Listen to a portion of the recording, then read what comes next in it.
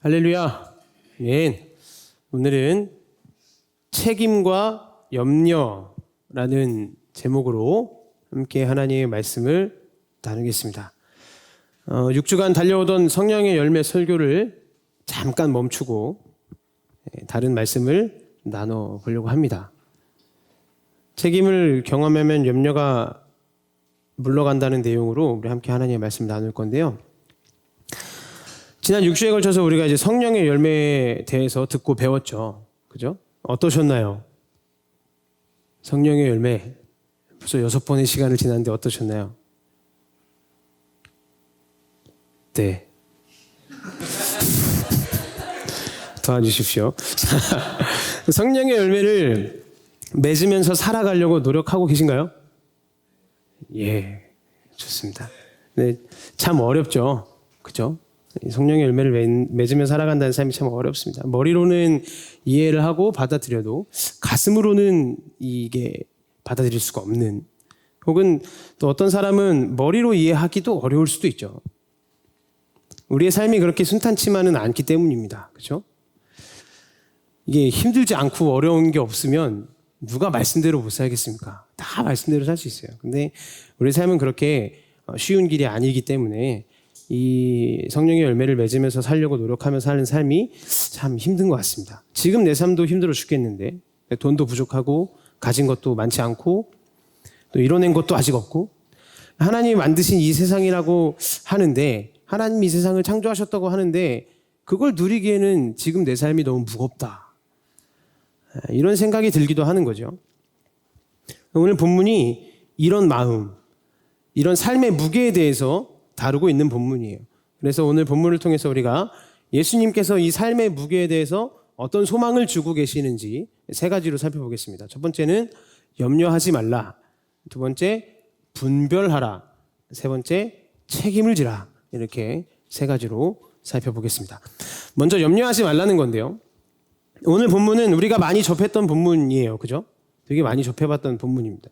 이 본문을 통해서 예수님께서는 내가 하나님의 인도하심을 신뢰하면서 살아가고 있는지, 아니면 염려하면서 살아가고 있는지 그 판단할 수 있는 기준을 제시해주고 계신데요.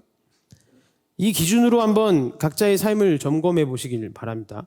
이 기준이 뭐냐면 좁아지고 있냐, 좁아지고 있냐라는 기준이에요. 뭔가 좁아지고 있다면 염려하고 있는 것이라고 말씀하고 있는 겁니다. 좁아지는 것이 곧 염려와 동의어라는 거죠. 25절 말씀을 보면, 그러므로 내가 너희에게 이르노니 목숨을 위하여 무엇을 먹을까, 무엇을 마실까, 몸을 위하여 무엇을 입을까 염려하지 말라. 목숨이 음식보다 중하지 아니하며 몸이 의복보다 중하지 아니하냐, 이렇게 말씀을 하고 있어요. 이 말씀에서 혹시 여러분 부등호가 보이시나요? 부등호? 무엇을 마실까, 무엇을 먹을까 염려를 하고 있는데, 그것보다 더 큰 게 부등호 표시를 해야 하는 게 있다는 거예요. 그게 뭐죠? 목숨입니다. 목숨이 더 중요하다는 거죠. 그리고 무엇을 입을까? 옷 뭐 사지? 제가 또 이렇게 패셔너블하기 때문에 옷을 되게 고민을 많이 하는데, 옷 뭐 사지? 막 고민을 하고 있는데, 그 고민보다 내 삶에서 더 중요한 게 뭐냐? 부등호 표시를 해야 된다는 겁니다. 뭐죠? 몸. 몸의 건강 문제가 훨씬 중요하다는 거예요. 근데 옷을 잘 사면 마치 건강도 살 수 있는 것처럼, 뭔가 삐까뻔쩍하게 입으면 내 몸이 건강해지는 것처럼, 내가 지금 옷 사는 것과 같은 작은 일에 몰두하고 집중하고 있다면 좁아지고 있다는 겁니다. 그리고 이게 곧 염려하는 것이다라고 오늘 본문은 말씀을 하고 있어요. 그럼 염려란 뭐냐? 내가 하고 있는 작은 선택이나 결정이 내 인생 전체를 망하게 할 것 같고, 옛날에 했던 그 어떤 작은 결정 때문에 내 인생이 망한 것 같다, 그 선택이 날 망쳤다, 이 좁은 선택 때문에 내 인생이 어려워질 것 같다, 이렇게 생각하는 게 염려하고 있는 겁니다. 나는 이 결정을 잘못해서 망했어. 이 회사에 내가 들어오는 바람에 내 삶이 어려워졌어. 이 알바 나 괜히 시작했나 봐. 시급도 별로 안 주는데 막 힘들고 더럽고, 이 남자 괜히 만나는 바람에 내가 이렇게 이 모양 요 꼴이 됐네. 이런 선택들이 혹시 후회되시나요? 그러면 염려하고 있는 겁니다. 앞으로도 마찬가지죠. 이 직장이냐 저 직장이냐, 이 사람이냐 저 사람이냐, 이 학교냐 뭐 이 학원이냐 저 학교냐 저 학원이냐, 뭐가 내 돈을 더 잘 벌 수 있겠냐, 이 작은 이익들을 비교할 궁리를 하고 있을 때 우리는 인생에서 염려를 하고 있는 겁니다. 이게 인생이 좁아지는 길이에요. 그러면 이와 반대로 말씀의 선언은 뭐냐? 오늘 본문이 우리에게 선언하고 있는 건 뭐냐? 작은 선택으로 우리 인생의 큰 그림이 그려지는 게 아니라는 거죠. 내 어떤 한 가지의 선택으로 내 인생의 그림이 그려져 나가는 게 아니라는 겁니다. 내 삶의 여러 선택을 활용해서 그 큰 그림, 내 인생이라는 전체적인 그림을, 내 삶을 인도하시는 분이 누구냐? 그게 하나님이라는 겁니다. 26절과 27절을 볼까요? 26절, 27절을 한번 함께 읽어보겠습니다. 심지도 않고 거두지도 않고 창고에 모아들이지도 아니하되 너희 하늘 아버지께서 기르시나니 너희는 이것들보다 귀하지 아니하냐. 너희 중에 누가 염려함으로 그 키를 한 자라도 더할 수 있겠느냐. 공중의 새가 스스로 날개짓을 합니다. 그렇게 하면서 자기 힘으로 먹이를 찾아다니는 것 같지만, 그래 보이지만 그 삶 전체의 인도하심은 하나님 앞에 달려있다고 얘기를 하는 거죠. 그래서 이 큰 방향성을 잃지 말라는 거예요. 먹는 것보다 목숨이 중요한데 하나님께서 함께 하시겠다는 거죠. 옷 사입는 거, 옷 뭐 입는 것보다 내 건강이 더 중요한데 하나님께서 그 건강을 이끌어 주시겠다는 겁니다. 이 큰 방향성을 잃지 않는 삶, 좁아지지 않는 삶, 이게 하나님 안에서의 삶이라는 거예요. 여러분, 배달의 민족의 맛이죠. 배달의 민족.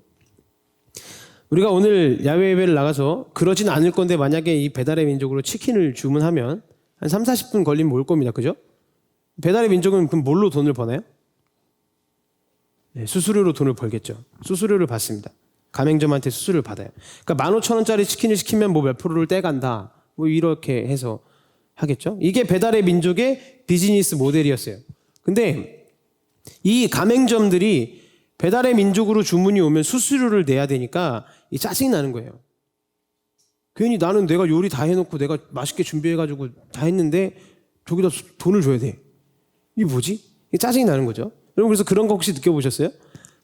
옛날 한창 그 초창기에, 제 초창기를 기억하는데 배달의 민족이나 이런 앱들이 처음 나와서 이렇게 활발해지기 시작했을 때 그 음식 앱으로 주문해서 배달해 먹으면 전화해서 배달하는 치킨보다 약간 양이 적은 것 같은 느낌 느껴보셨나요? 약간 양이 적은 것 같고 좀 식은 것 같고 조금 맛없게 준비한 것 같은 느낌이 들 때가 있었어요. 그죠? 이 가맹점들이 싫었던 거예요. 그래서 가맹점 사장님들이 어떻게 하냐면 이게 계속해서 양을 줄이게 되거나 음식값을 올리게 되거나 이렇게 되는 거죠. 비즈니스 모델이 왜곡되기 시작한 겁니다. 배달의 민족이 가지고 있었던 그 모델이 왜곡됐어요. 그러니까 배달의 민족이 매출을 많이 올리려면 이 수수료를 어떻게든 뽑아내야 되는데 점점 악순환이 돼가는 거죠. 고객들이 이제는 고객들이 만족을 못하게 되는 거예요. 이걸로 시켜 먹었을 때 별로다. 리뷰 막 벌점 테러하고 막 이렇게 되는 거죠. 배달의 민족 대표인 김봉진 대표님이 집사님이세요. 되게 신실하신 기독교인이라고 해요. 신실한 믿음의 소유자라고 하는데 이분이 이 사태를 어떻게 해결했을까요? 투자자들한테 이분이 선언을 해버립니다. 나 앞으로 수수료 안 받겠다. 이렇게 선언을 하셨어요. 수수료 0%. 그럼 당장 어떤 일이 벌어졌을까요? 이 배달의 민족의 매출이 30%가 떨어졌어요. 수수료를 안 받으니까 매출이 30%가 떨어졌습니다. 6개월 동안 매출이 늘지를 않았어요. 그러니까 투자자들이 난리가 난 거죠, 이제. 당신 내보내겠다. 당신 자격이 없다. 뭐 하는 거냐, 지금. 난리가 났습니다.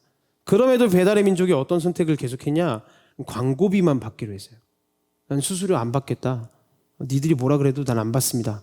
저는 광고비만 받겠습니다. 이 앱 안에서 상위 노출이 되고 싶으면 광고비를 지불하세요.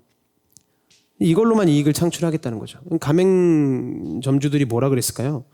수수료를 떼간다고 하면 야, 내가 치킨 다 만들어 놓고 내가 맛있게 해놓으니까 막 니들은 손 안 대고 코풀기야? 막 이렇게 생각을 했는데 비즈니스 모델을 바꿔버리니까 내가 전단지를 뿌리느니 차라리 그냥 배달의 민족에 광고를 내겠다.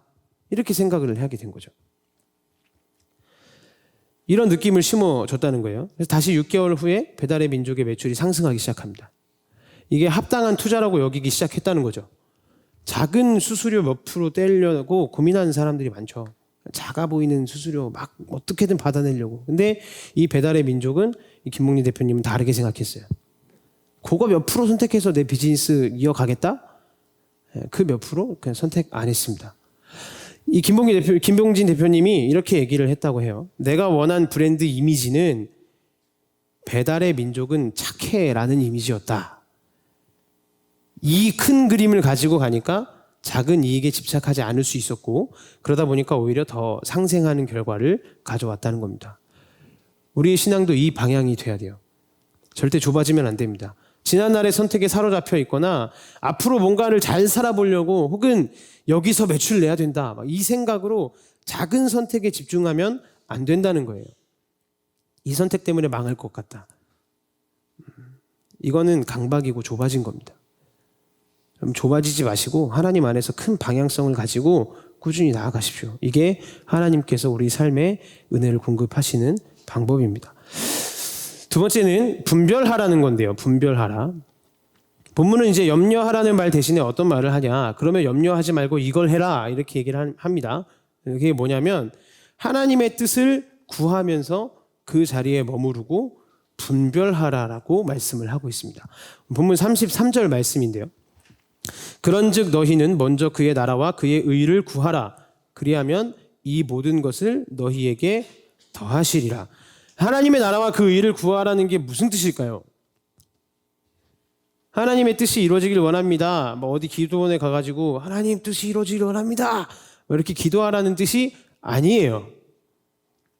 이 원어로 뭐라고 되어 있냐면 하나님의 나라를 찾아내라, 하나님의 의를 찾으라, 이런 뜻으로 해석할 수 있습니다. 찾는다는 동사가 사용되고 있어요. 그러니까 내 삶의 상황 속에서, 내 삶의 관계 속에서, 내 인생의 여정 속에서 하나님이 원하시는 행동이 뭔지, 하나님이 원하시는 것이 어떤 것인지 그것을 찾으라는 거죠. 그리고 더 나아가서 그 행동들을 하면서 거기에 머물러 있으라는 겁니다. 그러니까 이 세상에 많은 염려가 흘러넘치니까 어떤 상황들이 발생하나요? 어떻게든 막 시급을 더 주고 어떻게든 내 삶에 이익이 있을 것들을 찾아다녀요. 근데 성경은 어떻게 얘기하고 있냐? 문제를 해결하는 세부적인 방법에 집착하기에 앞서서 먼저 하나님이 원하시는 게 무엇인지를 알아야 한다고 얘기하는 겁니다. 물론 이 고민해야 돼요. 시급 더 많은 곳 찾아가야 되고 내 삶에 이익이 있을 것들을 찾아다녀야죠. 이 고민해야 됩니다. 이 고민 안 하는 건 말이 안 되죠. 그런데 이 고민에 앞서서 우리가 먼저 뭘 해야 되냐? 하나님이 내 삶에 원하시는 게 무엇일까? 하나님이 지금 이 길에서, 내 인생의 여정에서 하나님이 원하시는 게 무엇인가, 그 뜻을 분별해야 한다는 겁니다. 그렇게 분명하게 하나님의 뜻과 의의를 분별해냈을 때, 그러면 하나님께서 그 하나님의 뜻을 구하는 데 필요한 것들을 공급해 주시겠다라고 말씀하는 겁니다. 분별하셔야 돼요. 아직도 내 삶에 하나님이 무엇을 원하시는지 헷갈리고 잘 모르겠어서 막 뭘 해야 될지 모르겠고 방황하시는 분들이 있다면 하나님의 뜻을 분별하시기 위해서 기도하셔야 됩니다. 마지막 세 번째는 책임지라입니다. 책임지라. 이 책임지라는 말은 하나님이 원하시는 그 행동, 하나님이 원하시는 그 뜻, 그 자리에 있으라는 거예요. 자꾸 삶에서 이 염려로 인해서 막 좁아져가지고 그 좁은 곳만 바라보면서 가는 게 아니라 하나님의 뜻을 온전히 분별해서 그 분별의 자리를 책임지라는 말입니다. 제가 진짜 오랜만에 군대 얘기를 하게 되네요. 되게 오랜만에 군대 얘기를.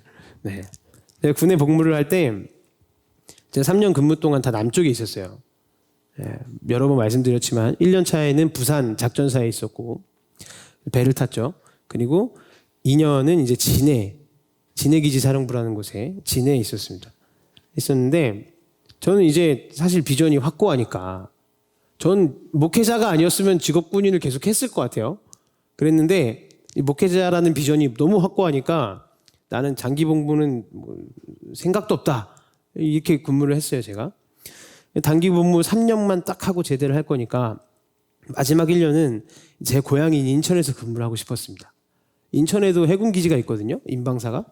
그래서 거기서 근무를 하면 너무 좋잖아요. 인방사가 또 그 당시 저희 집하고 차로 한 15분, 20분 거리밖에 안 됐어요.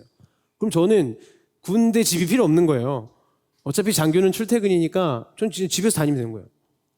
너무 좋은데, 그래서 이 엄청 막 그 인사를 담당하시는 장교님께 메일을 수십 통을 보냈습니다. 계속 보냈어요, 메일을. 한 분만 도와주십시오. 저는 성실하게 군 복무를 해왔고 이 단기 장교라서 1년 후에 제대를 하는데 저 좀 도와주십시오. 저는 제 고향에 가서 미래를 준비하며 그렇게 군 복무를 마치고 싶습니다. 이를 수십 통을 메일을 보냈어요. 근데 계속 답장도 안 오다가 마지막에 한 통 답장이 왔는데 그 답장이 뭐였냐면 이거였어요. 군대는 이영준 중위의 미래를 준비하는 곳이 아닙니다. 이렇게 답장이 왔어요. 나 누가 모릅니까? 그거 알죠. 아니 아는데 그렇죠. 군대는 내 미래를 준비하는 게 아닌 곳은 알죠. 아는데 정말 좀 그랬어요. 되게 마음이 힘들었어요. 그분한테 전화를 할까 봐 이런 생각을 하다가 그래도 뭐 이렇게 얘기하셨으니까 그러면 이 부대에 남아 있어야겠다 그 생각을 하고 있었거든요. 왜냐면 1년 동안 이제 적응을 좀 했으니까 남아 있어서 이제 좀 미래를 준비하고 이렇게 해야겠다, 제대를 준비하겠다 했는데 마지막 부대를 그분이 저기 약간 괘씸했나 봐요. 제가 딴 데로 넣었어요. 저를 딴 데로 보냈는데 어디로 보냈냐면 그때 진해에서 진해로 보냈습니다. 진해에서 진해로 보내고 그것도 새로 만들어지는 부대에 보냈어요. 새로 만들어지는 부대는 정말 할 일이 많거든요. 왜냐하면 제로 베이스에서 시작하는 거기 때문에 뭘 다 만들어야 돼요. 근데 저는 이제 나름 그래도 전투병과라고 해서 이제 막 전쟁 나면 이제 싸움하고 이런 병과 사람이었는데 저를 막 보급, 막 시설물 관리 이런 데다 집어넣는 거예요. 저를 한 번도 안 해본 일들을 막 해야 되고 막 무슨 그게 부대가 어떤 부대가 생긴 거 운동장에 막 그 개양대를 만들어야 된다고 저보고 막 그 시설 공사하시는 사장님하고 얘기를 나누라는데 사장님이 막 이렇게 막 여기는 뭐 몇 킬로로 해가지고 뭐 몇 미터가 되고 막 몇 미터 세제곱미터가 되는데 저 하나도 모르거든요 그런 거. 근데 뭐 그걸 해야 되고 막 이러니까 엄청 힘들었거든요. 되게 힘들었어요. 그러니까 이 한마디로 제가 똥을 싼 거예요. 마지막 보직지가 똥을 쌌습니다. 너무 힘들었어요. 사무실 꾸미는 것부터 무슨 막 그 예규라고 하는 막 규칙들을 만들어내야 되고 작전 개념을 만들어야 되고 그래서 매일 야근을 했어요. 매일. 정말 하루도 빠짐없이 야근을 했습니다. 이게 야근도 야근 나름이지 뭐 그래 한 10시나 11시까지 야근하는 거는 행복해요. 그거는. 저는 새벽 2시에서 3시까지 야근을 해요. 그리고 집에 가요. 집에 그때 제가 중2 2년차 때 이제 차가 없었기 때문에 걸어 다녔는데 한 20분 걸어서 집에 갑니다. 그럼 자요. 아침 7시까지 출근해야 되거든요. 그러면 몇 시간씩 하는 거죠? 제가? 네, 매일 그렇게 살았어요. 매일. 너무 힘들었어요. 너무. 부대가 창설도 안 돼가지고 야근 수당도 안 줬어요. 그 체계에 들어가 있질 않은 거예요. 부대가 안 만들어져 있으니까. 야근 수당도 안 주고 무조건 야근을 그냥 하는 거죠. 일주일 내내 그러고 있다 보면 지금 내가 이게 뭐 하는 거지? 나는 군인인가 직장인인가 뭐지? 막 엄청 고민이 많이 돼요. 그래서 너무 힘들어요. 제가 이때 진짜 하나님 원망을 많이 했습니다. 하나님 이게 뭡니까? 제가 딴 거 하겠다는 것도 아니고 내가 교육자 되겠다고 미래를 준비하겠다는데 좀 책도 읽어보고 성경 공부도 좀 많이 해보고 이런 것 좀 하겠다는데 이게 뭡니까? 지금 성경 읽기는커녕 맨날 야근하면서 이게 잠 2시간씩 자고 하면서 제가 하나님 원망 엄청 많이 했어요. 주일날 하루 이제 교회를 가는데 교회에 와서 제가 찬양 인도를 했거든요. 군대 당시에. 찬양 인도를 하다 보면 문자가 와요. 찬양 인도를 하고 있으니까 문자를 못 보잖아요. 그리고 자리에 들어가서 정말 떨리는 마음으로 문자를 확인합니다. 그러면 영준아 빨리 와라. 그러면 이제 찬양 인도만 마치고 또 부대로 막 급하게 미친 듯이 뛰어가요. 부대까지 뛰어서 30분 걸리는데 미친 듯이 갑니다. 또 그러면 이제 주일날은 그래도 새벽까지는 안 시켜요. 주일날은 한 밤 9시 정도까지 시키고 퇴근합니다. 이게 정말 제가 하나님께 진짜 따지듯이 대들었어요. 그때는. 하나님 이게 뭡니까? 이제 내가 이렇게 준비하겠다고 하는데 이렇게 이상한 데 나를 보내셔가지고 예배도 잘 못 드리고 찬양 인도 뭐 하다마다 뭐 이게 뭡니까? 하나님. 엄청 하나님께 따지고 대들었습니다. 네. 그렇게 시간이 지날수록 그렇게 하나님께 대들고 기도하는 순간 속에서 하나님이 제가 그곳에 간 이유를 깨닫게 하셨어요. 그 이유를 보여주셨는데 그게 뭐였냐면 그때 당시에 저희 지휘관이 이제 엄청 신실해 보이는 크리스찬이셨어요. 신실해 보이는 크리스찬이셨어요.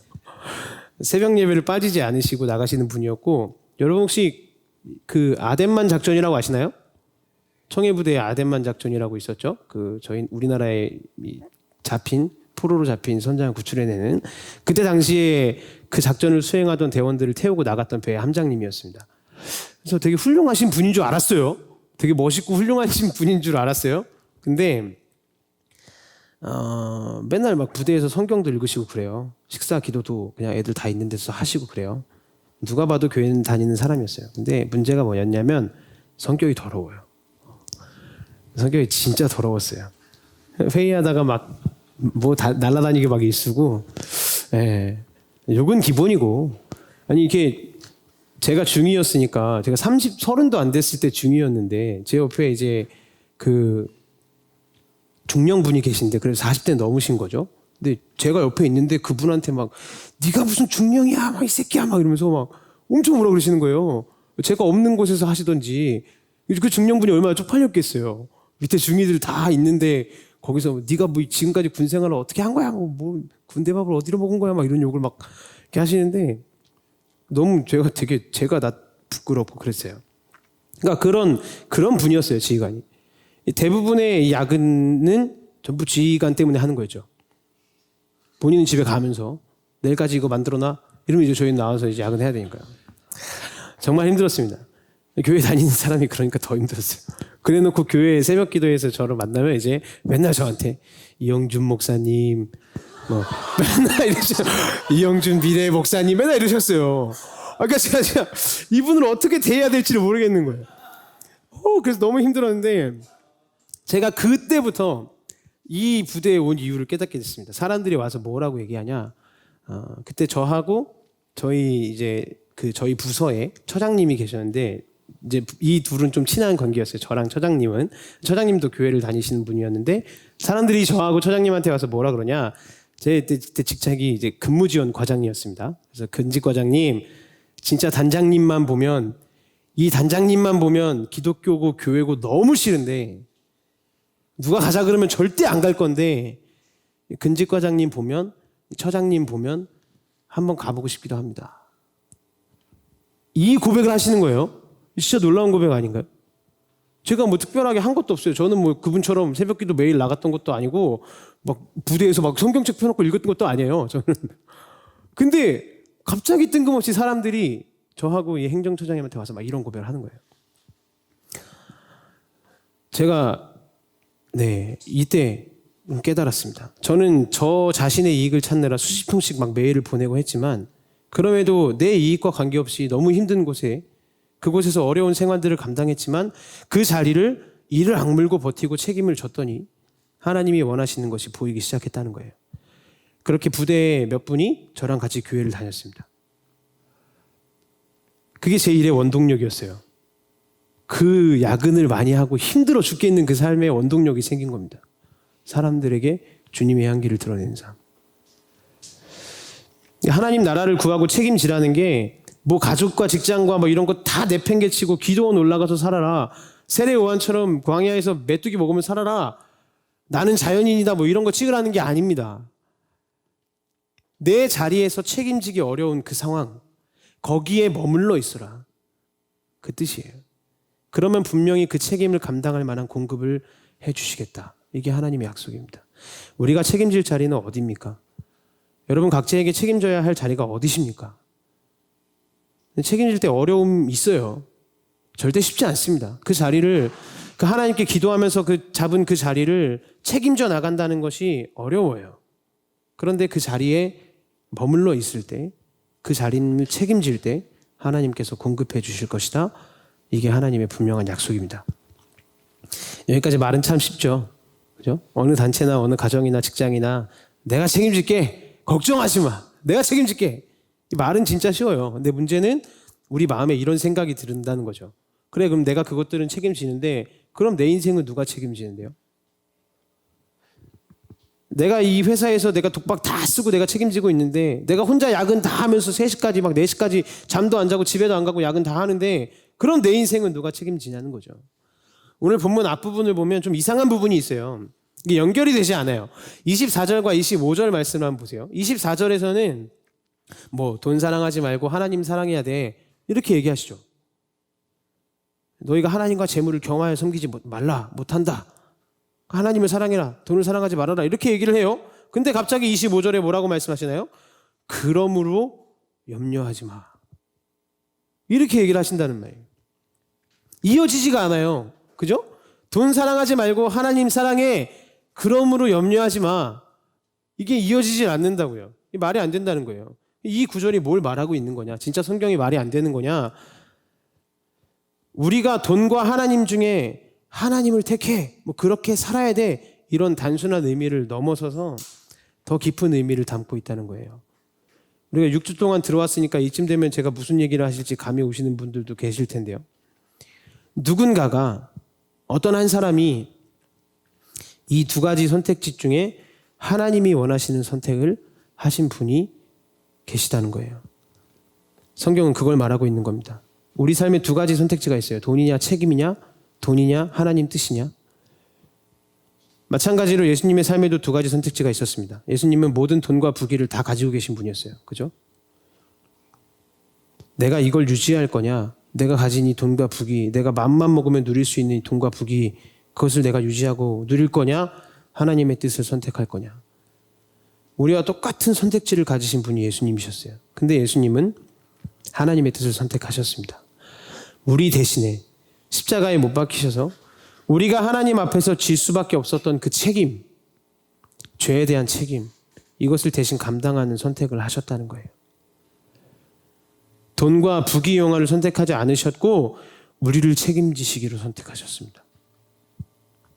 그렇기 때문에 우리는 어떤 생각을 안 할 수 있냐, 어떤 생각을 안 해도 되냐, 내 인생을 내가 책임져야 된다, 이 생각을 안 할 수 있다는 거예요. 예수님께서 내 삶을 대신 책임지셨기 때문에 우리는 영원한 생명을 얻었을 뿐만이 아니라 이 땅에서 우리 삶에 벌어지고 있는 모든 상황을 책임져 주시겠다라고 약속하셨다는 겁니다. 25절에 그러므로가 이 뜻이에요. 24절은 너 돈 섬기지 마, 너 하나님 섬겨야 돼, 그렇게 해야 내가 너한테 공급해 줄 거야, 이런 뜻이 아니라는 겁니다. 돈과 하나님 중에 하나님을 선택한 사람이 있다, 이 말을 하고 있는 내가 그 사람이다, 이 얘기를 지금 하고 계신 거예요. 예수님께서 하나님의 뜻, 우리를 선택하셨다는 겁니다. 그러므로 염려하지 말라는 거예요. 내가 너희를 선택했으니 염려하지 말아라. 우리가 이 사실을 온전히 믿는다면 우리가 삶을 살아갈 때 남들이 안 지려고 하는 그 책임, 남들은 피해가려고 하는 그 책임을 질 때도 자유로울 수 있습니다. 내가 혼자 책임져야지라는 생각을 하면 뭐에 매달리게 되냐면 좋은 결과라는 것에 매달리게 돼요. 내가 혼자서 막 내가 책임져야지 하다 보면 꼭 결과가 좋아야 돼. 좋은 결과가 나올까? 그 부담감 때문에 책임을 안 지려고 하죠. 근데 진짜 그리스도인이라면, 진짜 주님을 믿는 사람들이라면 책임을 지려고 합니다. 왜? 내 인생을 이미 책임져 주신 분이 있기 때문에. 예수님께서 이미 내 인생을 책임지셨고 책임 있는 그 자리에 있을 때 하나님께서 선한 길로 분명히 인도하실 것이다, 이렇게 그 자리에 머물 수 있다는 겁니다. 우리가 책임지고 있는 그 삶의 자리, 그 확신을 가지십시오. 가정이든 직장이든 학교든 학원이든 모든 관계에서든지 내가 책임져야 할 자리가 있다면 주저 말고 그 자리로 들어가십시오. 그리고 그 책임의 자리를 경험할 때 하나님의 선하신 뜻과 인도하심을 발견할 수 있습니다. 우리가 감당하고 있는 그 책임의 자리, 어떤 위협이 오더라도 하나님이 선한 길로 이끄실 것이다라는 확신을 가지고 어떤 안정과 평안과 염려가 사라지는 그 경험들을 체험하는 삶을 살아가시길 소망합니다. 책임을 경험함으로 모든 염려를 물리치는 위드 공동체 청년들이 다 되시기를 주님의 이름으로 축복합니다. 함께 기도하겠습니다. 하나님, 우리의 삶에 어떠한 염려가 자리 잡고 있습니까? 또 내가 책임져야 할 것은 무엇입니까? 하나님, 오늘 말씀 가운데 깨닫게 하시고 생각나게 하시고 결단하게 하셔서 온전히 나를 위해 세상의 모든 것을, 그 부귀영화를 버리시고 나를 구원하시는 길을 선택하시고 나라는 존재를 책임지셨던 그 예수님의 그 모습대로, 그 예수님의 책임이 있었기에 내가 구원을 받을 수 있었고, 그 예수님의 책임의 자리가 있었기에, 예수님이 그 책임의 자리에 버티고 서 계셨기에 우리가 주님을 향해 영원한 생명으로 나아갈 수 있게 된 것처럼, 우리도 이제 예수님을 따라 내 삶의 자리에 맡겨진 책임, 내가 짊어져야 할 것, 내가 책임져야 할 것을 깨닫고 온전히 그 책임의 자리에 머물러 있을 수 있도록, 그래서 힘들지만, 어렵지만, 지치고 때로는 다 그만두고 싶지만 그 책임의 자리에 버티고 서 있을 때에 우리에게 힘을 공급해 주신, 염려를 사라지게 하시고 더 큰 스토리로 나아가게 하시는 그 하나님의 인도하심을 발견하는 삶을 살아갈 수 있도록 주님, 우리의 믿음과 신앙 가운데에 함께해 주시옵소서. 함께 하실 주님을 찬양하며 이 모든 말씀 예수님의 이름으로 기도드렸습니다. 아멘. 주기도문으로 예배를 마치겠습니다. 하늘에 계신 우리 아버지, 아버지의 이름을 거룩하게 하시며 아버지의 나라가 오게 하시며 아버지의 뜻이 하늘에서와 같이 땅에서도 이루어지게 하소서. 오늘 우리에게 용할 양식을 주시고 우리가 우리에게 잘못한 사람을 용서하여 준 것 같이 우리 죄를 용서하여 주시고 우리를 시험에 빠지지 않게 하시고 악에서 구하소서.